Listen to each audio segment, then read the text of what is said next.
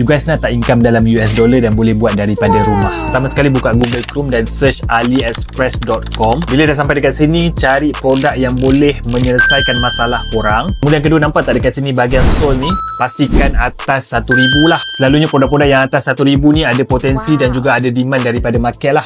Bila you guys dah jumpa produk tu, next apa yang you guys kena buat adalah buka shopify.com dan register account di Shopify. Register sajalah, ikut je step ni, tekan skip continue setup. Kemudian boleh sign up guna email ataupun Apple ke Facebook pun boleh, tak ada masalah. Bila dah ada Shopify account, you guys kena edit sedikit lah supaya nampak menarik and customer boleh beli dekat you guys punya website. Kalau nak mudah, boleh guna Astra Academy Team. Macam mana nak dapatkan team tu? Boleh join dan dia punya course, dapatkan team percuma ni. Seterusnya, you guys kena buat TikTok Ads Manager. Pastikan objektif you guys pilih sales sebab kita nak jualan Kemudian pilih manual sales campaign.